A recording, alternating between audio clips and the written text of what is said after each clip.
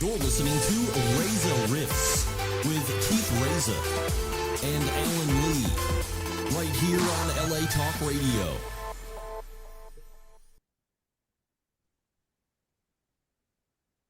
Hey Jill. Hey, Hey, I'm trying to my internet's acting a little weird, so give me one okay, sec. you got it.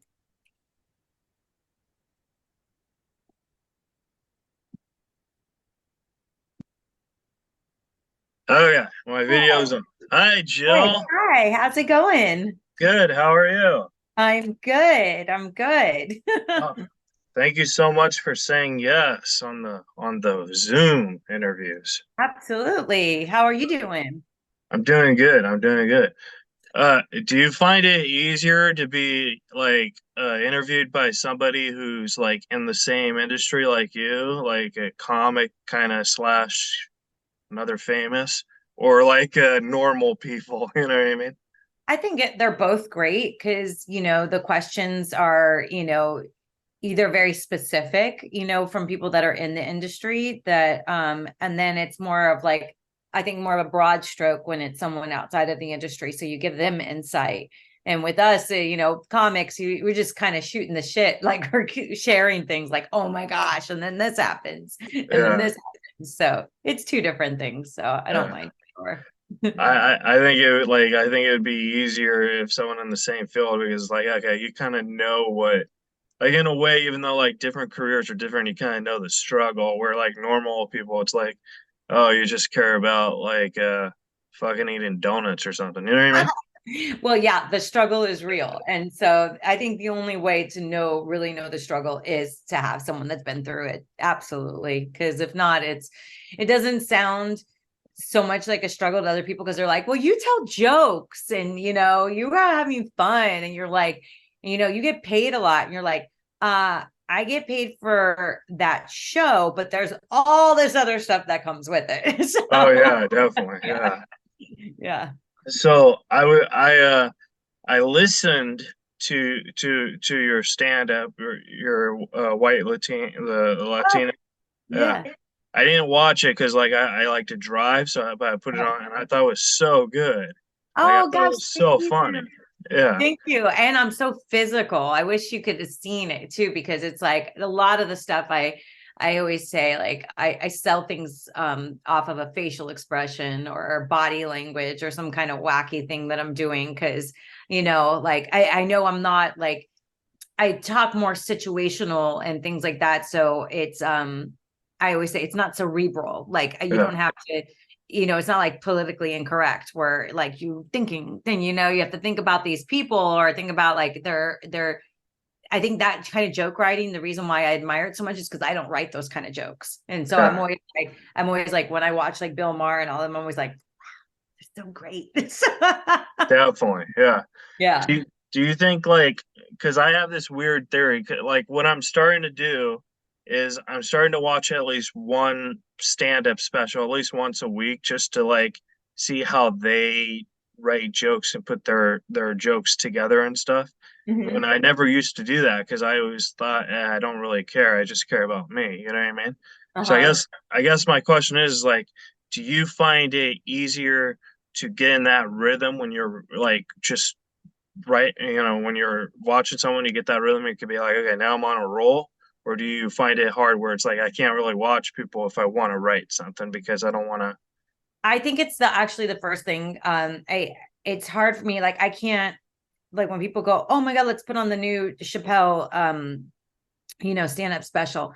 I'm always like, and it's not that I don't like him, I love him, but I can't watch any special without either pen and paper or my phone to make notes because when I watch other comics, I get inspired because their perspective is completely different than my perspective. So they might hit a subject that I haven't even like thought about. And then they're talking about it. And I'm like, oh my gosh, I want to write my perspective on that subject. That's so clever that they went there. And it inspires me to write. So I can't just sit back and watch a stand-up special. That just doesn't, Yeah, it's hard for me even to watch regular like movies because I don't really escape in movies. I look at production, I look at the actors, I look at the costumes, I look at the camera angles, I look at, DP, I look at sound, I hear sound, like all these things. So you're just like more like it's like studying. And I'm like, ooh, so yeah, there's not really like,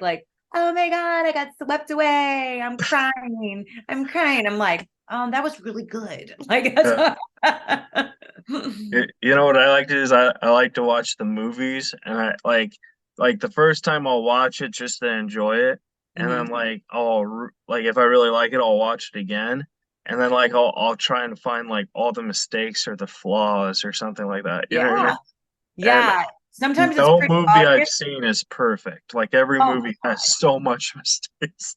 So many. I mean, you just can't. It's so hard. All these moving parts. Like I was watching, I think I've watched the new Indiana Jones, tried to watch it 3 times already, and I get distracted with something because there's just so many it's a movie that I couldn't direct. Right. Like if you gave that movie to me, I'd be like, like because I would have to like really wrap my head around it because the camera, it breaks all the rules that we like learned. And you're like, why does it make it work? And then you're like, well, that doesn't work, but hey, they're pulling it off. Oh, it's Disney. Like, you have to like go in this, it's so many thought processes. So we bought it because I was just like, this is a movie that is, it's like, I love the music. I love the score. It reminds me of me being a kid. So I was like, let's just keep it on in the background. We'll watch it 100 times, I'm sure, Yeah. 100 times before we get the real story. I watch Indiana Jones right now, right? And I think to myself, oh my God, this fucker used to be hot. You know what I mean? Like, That is true. Like you sit there and you go, wow. Like for me, like all the Breakfast Club people, like growing up, I was always like, wow, I want to be like them when I grow up. Like, oh, wow. And then now you see them all older and you're like, wow, we get older. yeah. Geez, that's so weird. Like, look at Bruce Willis. Like, Isn't that so sad about him? Like, oh my God. it's sad, but at the same time, like I feel like it does remind us that we are human, and it does remind us that Hollywood, even though it's so, ooh, we're not invincible, we're human beings still, we're here for the human experience, and that goes away at Yeah. some point in time. That goes away, even though he looks still like Bruce Willis, he still looks youthful to me, he still looks, but you're like, wow, like, so we have to remind ourselves like this is the material world, and what's really in here is what really counts on this whole experience on this planet. So it's Yeah. hard because being in the business that we're in, we're given a lot of things. We kind of get that sense of entitlement, even though we're humble. In sense, there is a sense of entitlement somewhat because we're used to getting free things all the time, front of the line and certain things. And you're just like, that's not really what this is all about. Like, there's so much more. Like, we love to Definitely. make movies, we love to tell jokes. That's really who we are. Like, Yeah. we want to escape from reality. We want to make people feel something and move people, tell stories. So Yeah. that's what I learned from watching all our people get older. You're just like, gosh, like even me, like I'm older. I don't sometimes realize until I pass by a mirror and I'm like, what? Yeah. Yeah. Yeah. Definitely. Uh, I wanted to comment on the Breakfast Club thing, but I wanted to tell you, Uh-huh. my friend is actually friends with Bruce Willis, and Oh, yeah, and he said it's so bad. Like he'd be like, Bruce, like he doesn't even know his own name, and he'd be like, Bruce, I don't think you realize, but you used to fuck Demi Moore. You know what I mean? wow. He was like, that's amazing. Well, Oh, I'm glad that made you laugh. I mean, I was like, yeah, I got her to laugh. Yeah. yeah.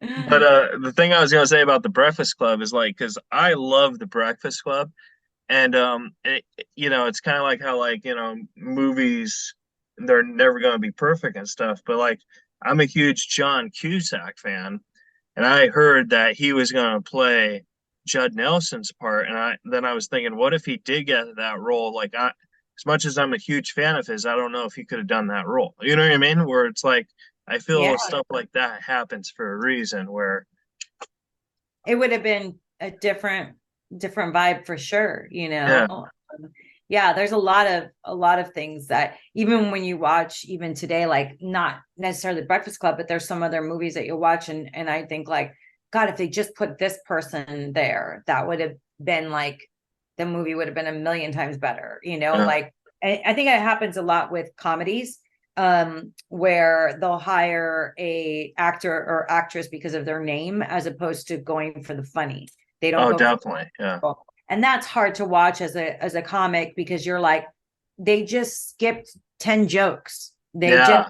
yeah, and that's hard because you're like, oh my God, that poor screenwriter, it was Yeah. such a good screenplay and it just now it's falling flat. And But that the worst is when you find out that the actor wrote the screenplay. that well yeah, that would be really bad but But like there's certain movies too that like the first time you watch it, it's really bad. And then you're like, okay, it's not that good. But then you'll watch it again because it's on TV or whatever, and then it's really good. You know what I mean? And then yeah. you can watch it again. You're like, oh my God, why did I think this was bad? This is great. Like I thought Zoolander was like one of those movies. The first time I didn't care for it, but now I think it's one of the funniest My movies. God, it's the best. It's the Yeah. best. Like I find it genius. I do. I That's the same thing I feel with like Dumb and Dumber. Like I Yeah. so this is genius. Like I remember somebody I was doing an interview a long time ago and they were like, "What's your favorite movie?" And I went Dumb and Dumber and they went, "Don't say that." They go get a different one. And I was like, "Why? It's so good." So I said Blazing Saddles because I love Blazing Saddles and they're like, "Oh my God, that's the best. It's the best." And I went, Dumb and is Dumber is pretty good. I go, Dumb and Dumber is great because what they do is, I mean, it's the hardest thing in comedy when you say like to play dumb or to play a child. It's like that's why Elf, at first when Elf was coming out years ago, I was like, this is gonna suck. Like he's Right. playing a kid. Like that's like a big rule in comedy. Don't play dumb. Like don't. And one of the most famous Christmas, classics now is Elf. It's And bigger than A Christmas Story. totally. Probably. And Yeah. totally. And it's like you have to be almost like it's just such a fine line when you do that and you got to do it right. And they did it right. So I love it. I think it's really, really good. The one thing I like about Dumb and Dumber is like I think I like it because like I love Jim Carrey. But Yeah. if you really watch that movie, uh Jim Carrey's not really the star in it. It's Jeff Daniels. Like Mhm. it's his movie and he's the funny one in it. So that's why I like it because a lot of people always say, "Oh, it's Jim Carrey's vehicle." It's like, no, not really. He's just the sidekick, and Jeff Daniels is the one who's, making all the jokes work and stuff. So, Yeah, I mean, it's definitely a dynamic duo. That's for sure. I would say we're probably equally on par as leading men in that movie.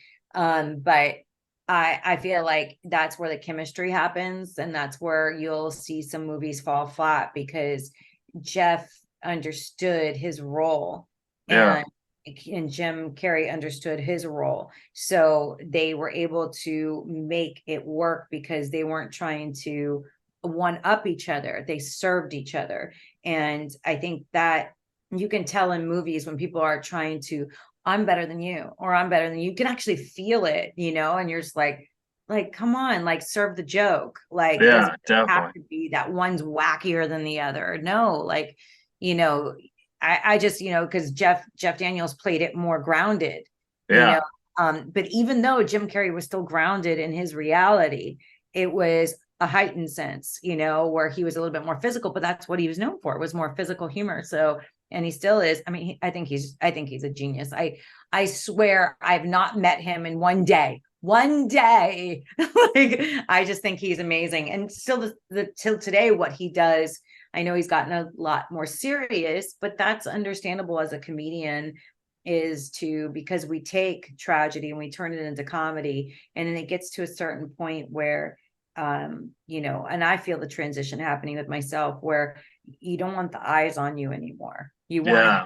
You want to you want to tell stories a different way. yeah. So yeah.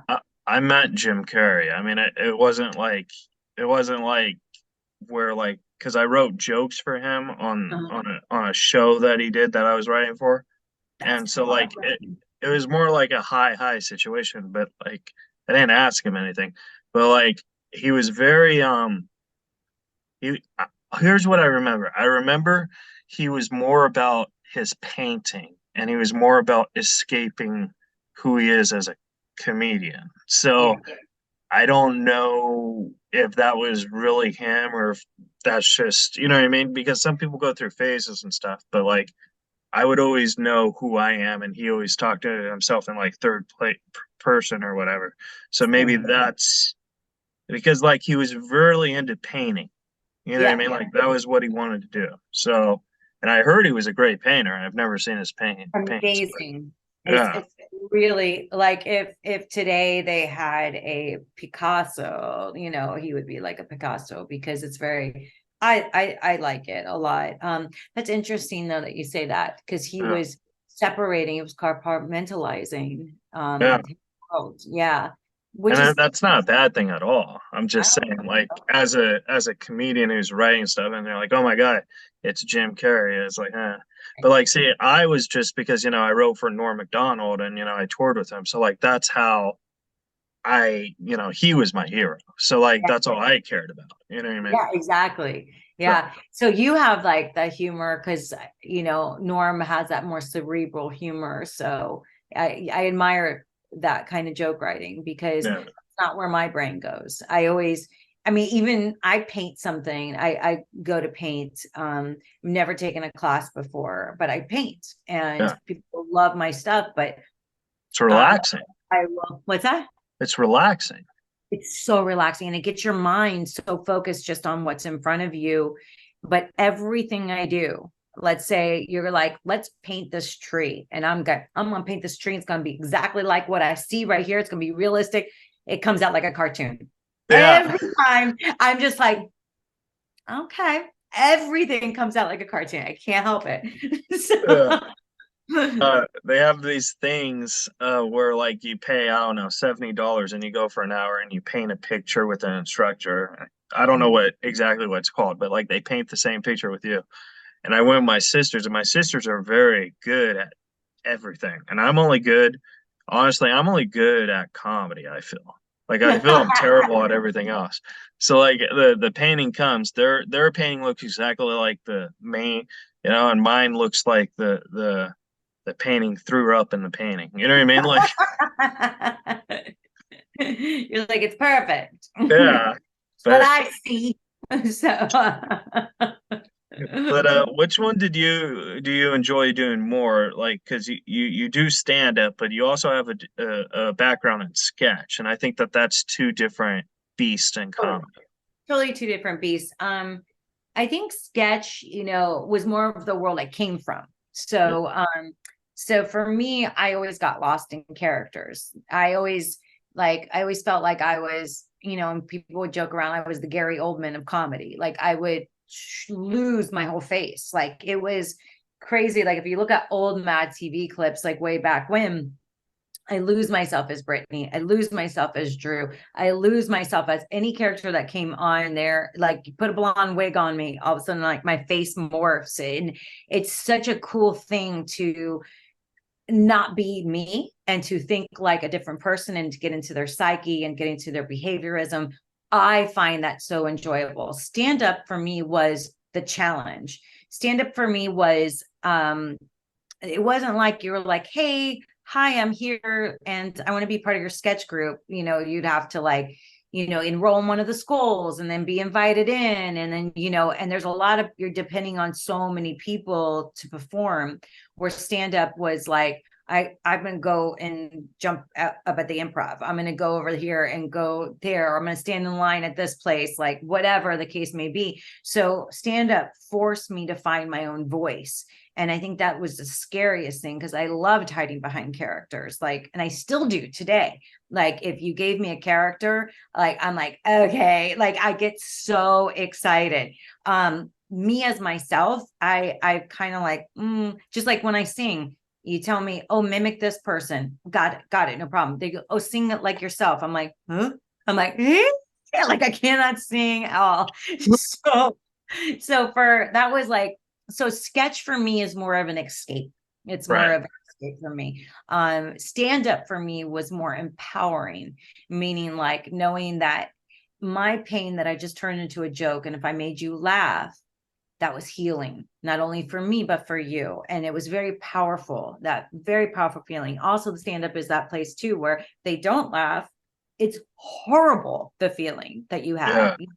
So it was really trying to, I think stand up, I think it's great for anyone that doesn't have an ego. Like you have to like, you can't be that egotistical because then you think everything's funny and you're like those guys that get off stage and like, I killed. And you're like, Oh, what fucking club were you at? Like, this is a clever way to say about me, right? no, no, but you know those guys, Oh yeah. I and got they're a great I got a great story, and I'm gonna say his name because he's a famous, and I think it's kind of funny. But like I opened up for Jim Brewer once, right? uh-huh. And I think Jim Brewer's one of the funniest guys, right? But it was one of these like PG shows. Like I was on a 4 o'clock PG show, and then he was doing this the weekend, so he just came in to do a guest set, and I don't think he knew it was a PG show. So he did his set, right? And it's crickets, right? And I'm hosting, right? So he goes up, and then 20 minutes later, right, he comes off. I was like, "Oh, Jim, that was a rough audience." And he's like, "What are you talking about? I killed."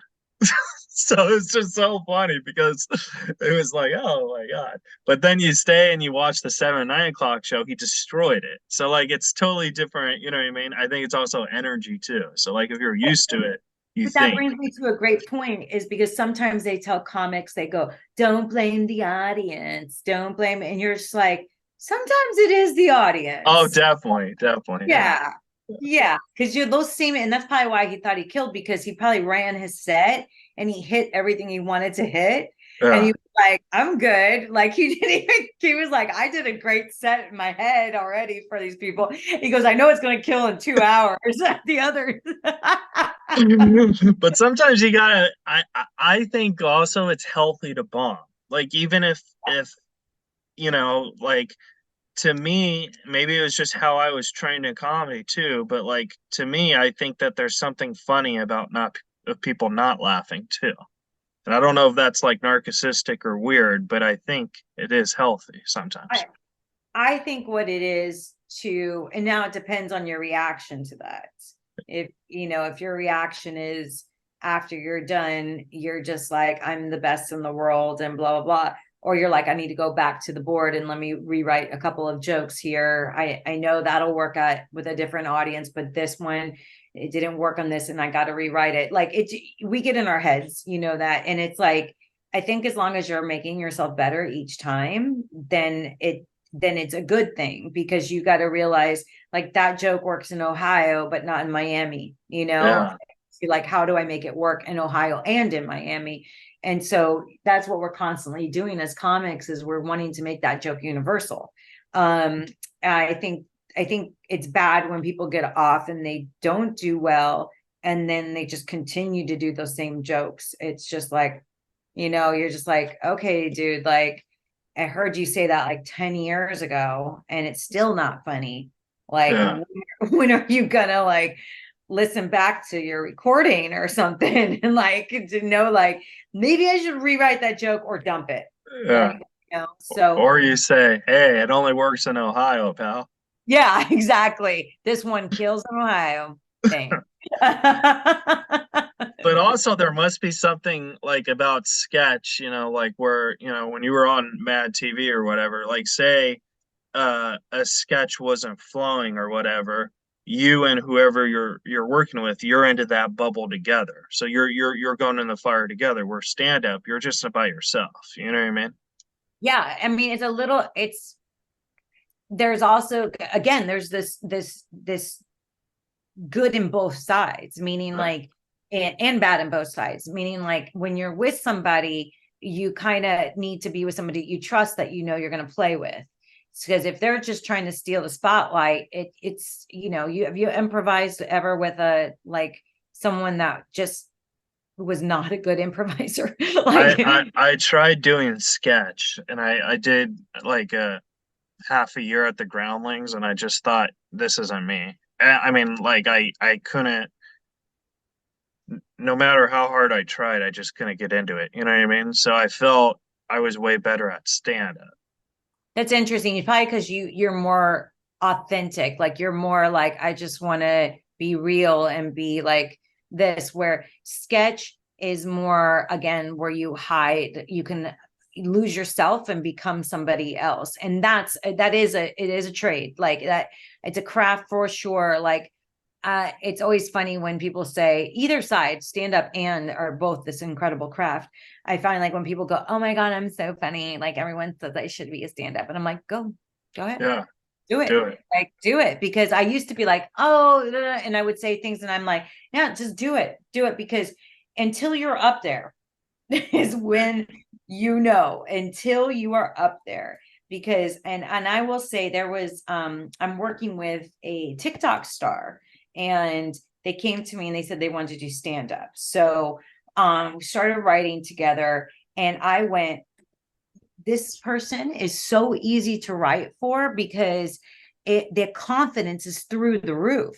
Yeah, And they have been talking to a phone for all this time and getting these likes. So now that they're getting that confidence is already there. So now when they hit the stage and they say the same thing and now they're getting feedback. Oh my God, talk about ego. I was like, wow, but they have to be a good performer. That's the thing. It's like if they can commit, it's taking them to the next level, which we didn't have. Like we know how to pack a room. That's the difference. TikTok people, you're dealing with probably a bunch of kids watching your stuff or whatever. So there's a skill of also packing a room, like of yeah. having that personalization with people, knowing that when you invite people out or do a posting that people are going to come to see you. So there is that, but it's amazing. I was just like, because how long did it take us to have that kind of stage confidence, when we were performing, when we started, and they got it. They Yeah. got it. Yeah, it's I weird. I one of my few headlining dates I've ever gotten, right? Because like I'm not a headliner, but one of the few dates I got, it was like canceled, and they said, "Oh, we'll rebook you," but they canceled me for someone named Miranda Sings, who's like a YouTube Yeah, TikTok, right? And it was like my first weekend, so I was like really bummed. You know what I mean?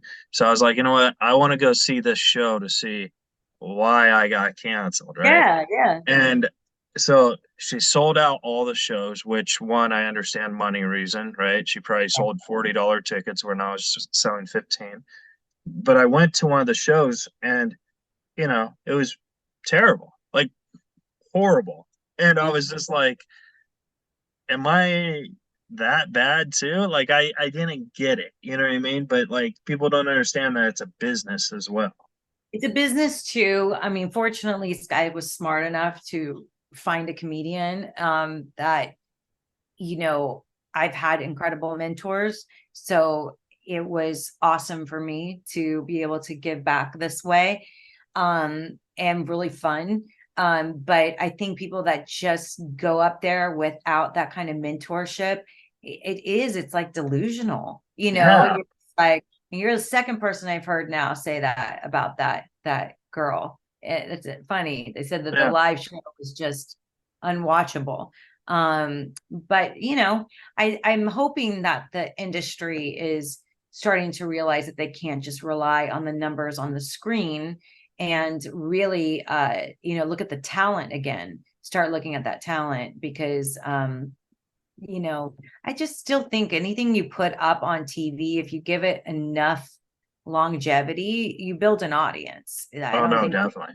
yeah, I don't think it's something that is a waste. If Yeah. the person has talent, you're going to get an audience. So, um, yeah, note to all those producers out there. Yeah. So, so I wanted to ask you about Mad TV because I thought the first Mad TV was great, and Yeah. you were in that, and I wanted to know like how was that, because I don't know if you saw the reboot. Like I auditioned for the reboot, and then like you watched the reboot and it didn't have the same type of magic. You know what I mean? And I thought Mad TV was a very because it was the first show that was honestly really competing with SNL, because In Living Color wasn't really trying to compete. It was just trying to do something different. And Living Color was amazing. It was Yeah. its own, like, beast. I think I think we were a little bit edgier, more leaning towards In Living Color, because we were later, and I think we're only an hour. I think SNL is an hour and a half, and then I just, I don't know. It was like an incredible experience for me. What was the question though? Because I went back in my Oh, head. I was like, the I went back question in my head. was like, how did, like, when you were doing it, did you know it was going to be like this magical years later? Like a lot of people still. I mean, I was on already when it was pretty, like, it was a great show. Like, it was already a hit show. So when I came on, I went straight to screen. So it was great because I say straight to screen, but I auditioned a lot. Like, they Yeah. had me coming back so many times. And when you come back for auditions like that, it's not like you're doing sides and you're like testing like a normal show. I mean, you're doing all your characters, you're pitching the characters. It's kind of like a one woman show, like you would be doing a one man show. So you're exhausted when you leave. You just, like, you did a full like hour show for Yeah. every time going back in. So yeah, it was tiring. So I'm glad they were like, all right, we're going to put you straight to screen test on camera, live. And I loved that. I loved the live tapings because the audience was there. It felt like stand up where you get that immediate feedback. And it was just, I don't know. I enjoyed every lights, camera, action. It was amazing. But I Yeah. will tell you, Mad TV was the hardest show I ever worked on. Really? Wow. It was grinding, like, because most television shows are all trying to make the best episode, where this one, you have so many great sketches and only like 4 or 5 get picked, so people are not Fighting for time. Yeah. fighting, but they're doing like, I'm not gonna laugh at this sketch, and and it was just very high school, like, I'm not good with that stuff. Like, I've gotten better as I gotten older because I'm aware of it now, but I'm more real. Like, if it's freaking funny, I'm gonna laugh, Right. If it's not No, funny, definitely. yeah. And so, and I was just that person, and I didn't know how to play the game. I was very new to Hollywood and I was excited to be here. So, I don't know if that was the best thing for me at the time. I think I was a little naive and I learned really fast. I had to learn really fast, and it kind of took the joy out of it because I was so excited to be there. That character work was everything to me. You put me in a wig, I was like on fire. I was like, so, and then there was all this other stuff, and I was like, fine, why can't we just play? Yeah. Like, why do we have to get so involved on business or whatever, Yeah. yeah. Why do we have to talk about that person? I don't want to. Can we just, I'm tired. Can I go home? I don't want to badmouth them and see them in 10 minutes. Yeah. I was just like, oh my God, because stand-ups, I mean, we're kind of like solo unless we're on the road together, so Well, it's stand up, there's a brotherhood, sisterhood too, where like you could badmouth somebody, but you still have a respect for them for doing comedy. You know what I totally. mean?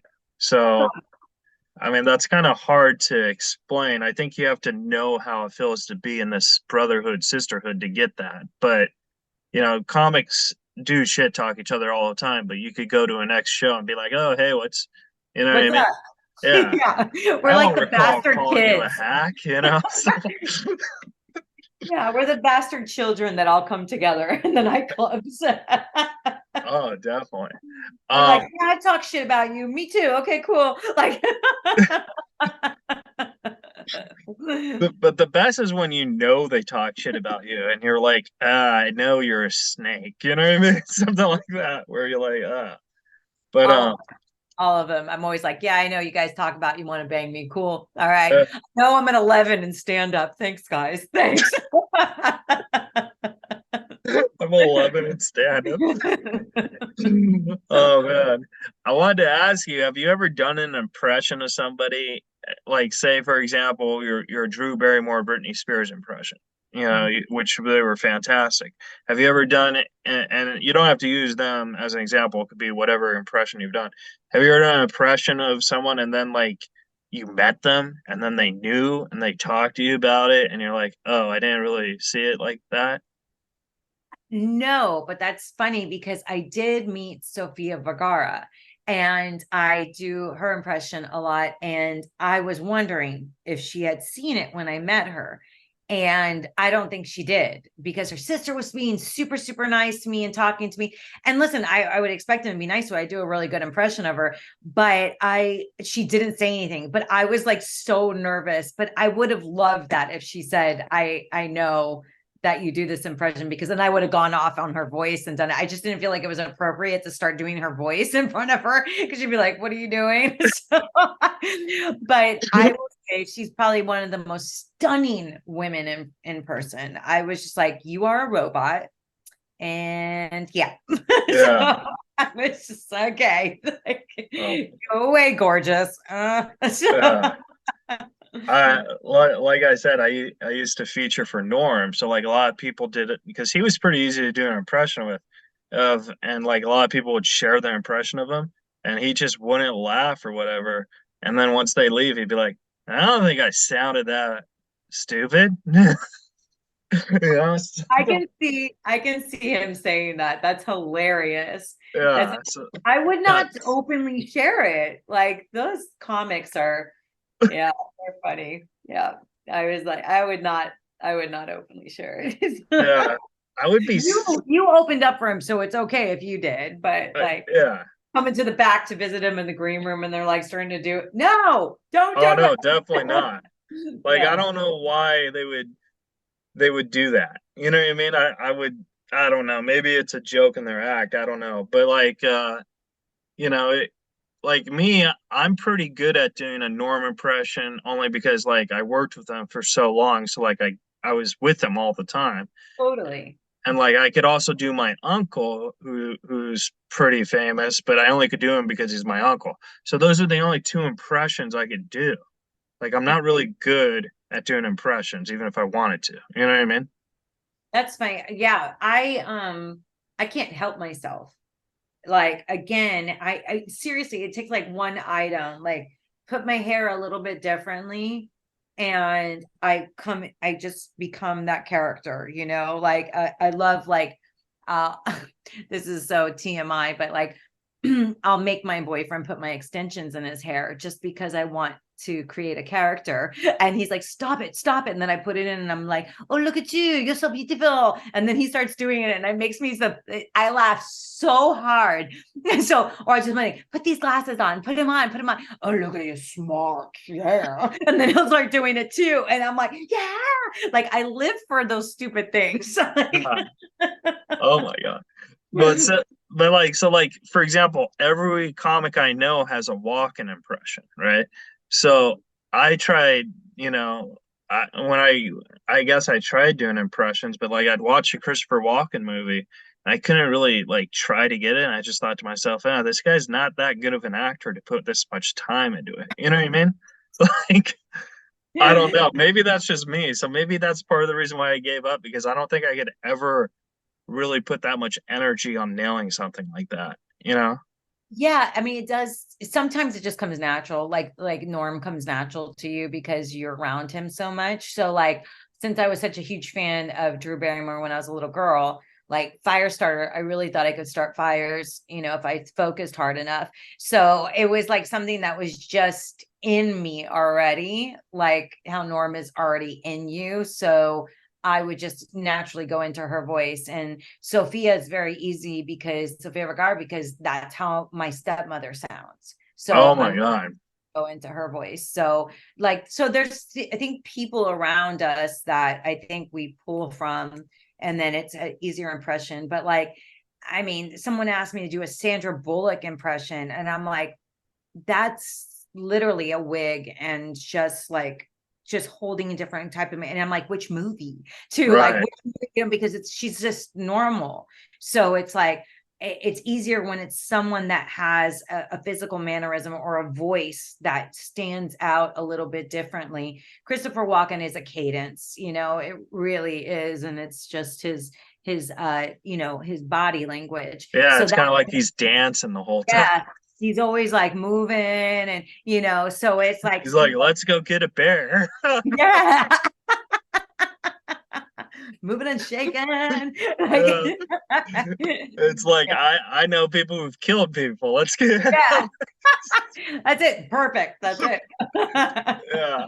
But I always thought maybe like a good impression is if you do it purposely bad. You know what I mean? I don't know. Like, regardless, like if you do like charades or whatever and you play something like that and you just play it so bad, maybe people will get it and maybe that might be funny.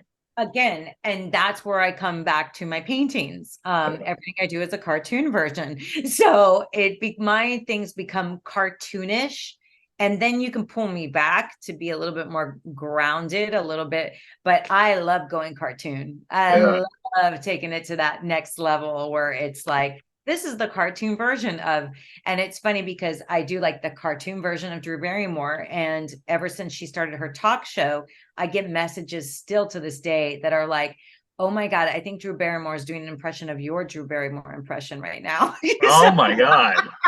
But that's like such a great compliment though, because It I is. love her talk show actually. I think it is fantastic. But I kind of like the ladies when they have their talk show. Like Rosie O'Donnell, I mean, I'm not a huge fan of her comedy, but I thought her talk show was brilliant.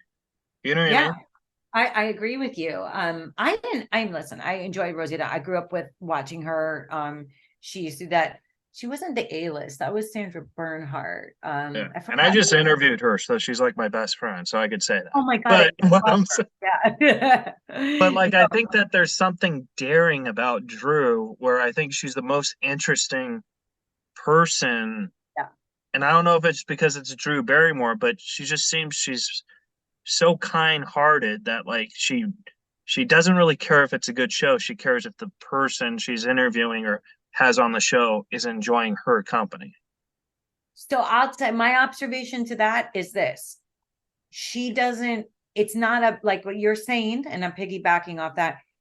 It's not about her. She doesn't care what she looks like.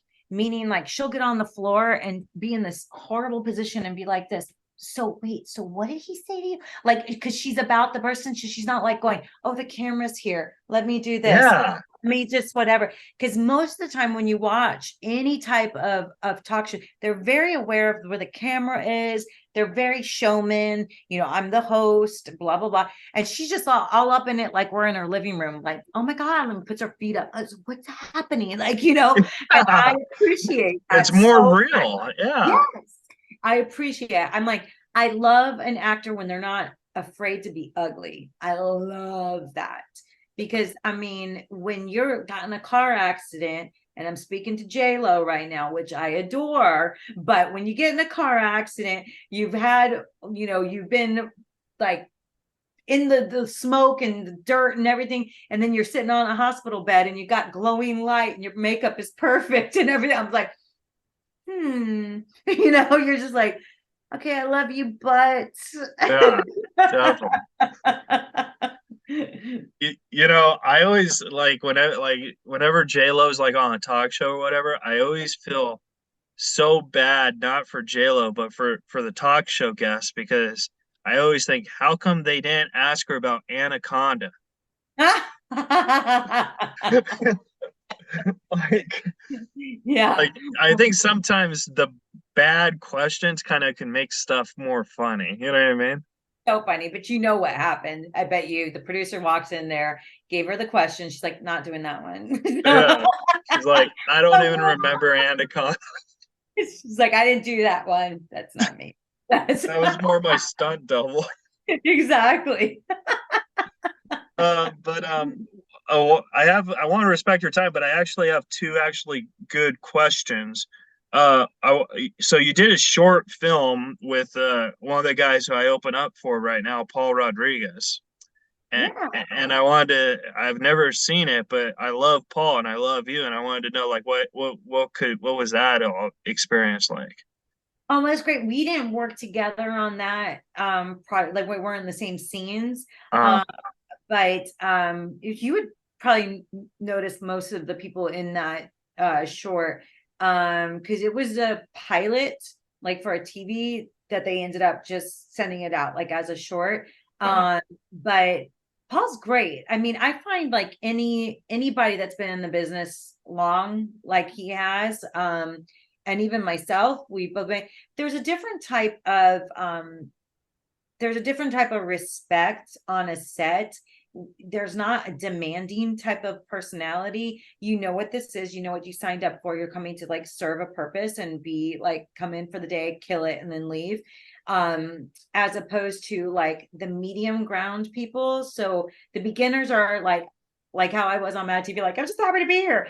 And then you get the middle people that are the kind of the assholes, the ones that are like, where's my trailer? Where is this? You're like, dude, that's not how it goes. This is an indie project. Shut up, you know? yeah, And then you have people like Paul, like, and even him, he's my senior. So he's one of my people that I definitely have looked up to in comedy.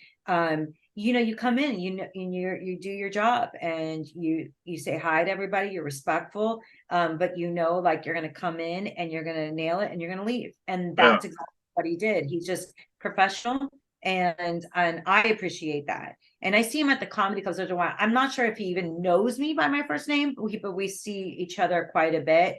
And I think he's great. Are you having fun with them? I am. I love Paul. The thing is, like, you know, when you tour with people, you have certain relationships, Mhm. and you know, as much as I love Paul, I'm more close to his assistant than Paul. Does that make sense? And I've never had that kind of because like I was always close with Norm or Saget or you know Jay or Miller, where Yeah. like I could call them. Like with Paul, I feel like I have to call his assistant before I could call Paul. You know what I mean? Might be because he's older. Yeah, yeah. But Yeah.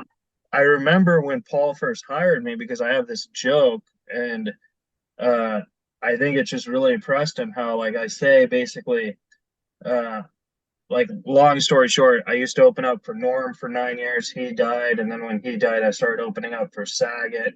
Then he died. And I also opened up for You're Jay cursing Moore. everybody. Is Yeah. you. So I also opened up for Jay Moore, and when Saget died, Jay calls me and says, "Hey, I don't want to tour with you anymore." And it like got like a huge laugh, right? And then after the show, Paul comes up to me. He's like, "Hey, you could open up for me. I'm not scared of death." I was like, "Oh, awesome." So you know he takes care of me and all that, and I love working with him, and I Yeah. have that vibe. But like I think he really liked how honest I was because it's like what you say, you know, the truth on jokes is that like I think the truth is, you know how they say every lie there's two truths in a lie. I think in the truth it's two lies in the truth. You know what I mean? Especially in comedy. Yeah. Yeah. And I think like also too, you know, Paul's Latin. So there's always a different dynamic, and I speak for myself because we are Latin, you know, I'm Latin as well. It's this you know, you can break through the assistant if you want. Like Oh that yeah, doesn't yeah, have to be that way. But there's because he probably knows that he can't be available to you 100%. So this is good that you have that. But he's like, Latins act like they're all tough, but they're the bigger softies inside, Uh, you know. And he would be like treat you like a son, I'm sure, you oh know. no, yeah, he definitely does. I mean, I was just giving an example how like I've never really Yeah. experienced it like that. You know what I mean? So Yeah. it's a I good experience. experienced it like that with Cheech Marin. We Oh, used really? like I always like talk to the assistant, but then Cheech would be like, one of my really good friends is coming up, and I'm like, we never talk. Like we never like I was like, when are we really good friends? I mean, really. You know what's so funny about that situation is like, because I interviewed Tommy Chong, and of course I know who they are and stuff, but I always thought like the whole smoking pot thing was like, I don't know, a little more acty, and I didn't know like that's all. So like when I interviewed Tommy Chong, he was literally smoking pot the entire time, and I was just like, Yeah. okay. Yeah. Like Like, I thought it was honestly, kind of part of the comedy routine type thing. it's real. It's real. I was You like, hear thank God about, this is on Zoom, otherwise I'd yeah, be high too. when comics say they do a few lines, it's real. Uh, It's real. so the last question I wanted to ask you is, Jill, if you could go back in a time machine and talk to a younger version of yourself, it could be from yesterday or it could be when you were 8 or whatever. What advice would you tell yourself what you know now? What I know now is we hear it all the time, nothing lasts forever. No. But as when we're younger, we think we're invincible. And we also think too, what we've learned is that things go up, like if you start here and you climb the ladder and you go up. I think if you take a massive risk in the entertainment business, because things don't go this way. Things go this way, and then they turn here, and then they turn here, and then they go up, and then they go down, and they go here, and it's this constant. You're a machine, meaning like you're a business machine as well. So you're not just there to tell jokes. So when I was younger, I just was having fun, and I loved telling jokes. I loved performing. And I didn't have the business side to myself. I was more caught up in like, I'm going to date this guy. I'm going to date this one. And it was like, you throw it out the door. It'll be there when you're older. It'll be there when you're done. And really take that opportunity when you get on a show, or like for you, like you're opening up for a big act, you utilize those networks and you get your next job. Yeah. Your next job, because it's not going to be there when you're done. You have got to get it. So that would, what I want to tell my younger self is like, put on your goggles, like just, or your blinders, and just keep forward motion, and don't get distracted with all these little throwing themselves at you and promises. You just keep going, keep creating, get your next job when you're on your other job. So, because now that I'm older and I'm doing that, I'm just like, well, I should have been doing that when I was like, that would have been better, like that. Yeah. So that's my advice. That's a big, big, big piece that I wish I knew back then. I'm so happy you said that answer and you didn't say don't do Keith Reza's podcast.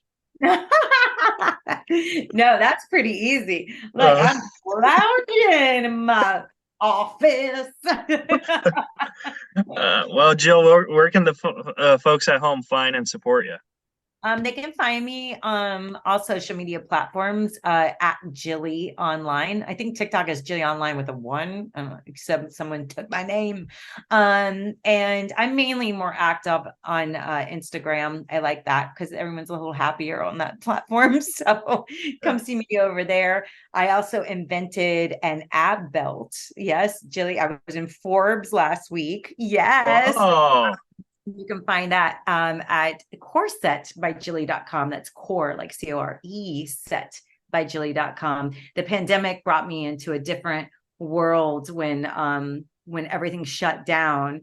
And I have a fitness background. I've always been an athlete. So I started this business and it's kind of taken off. So, oh my God, congratulations. Yeah, so now I call myself funny and fit. What? Oh, man. So go check it out. Yeah. Awesome. Well, thank you so much for saying yes. And thanks for being my best friend for 45 minutes. I really appreciate it. I love it, BFF. All right. I'll see you later, Jill. Have a great day. Yeah, thank you. You too. Thanks.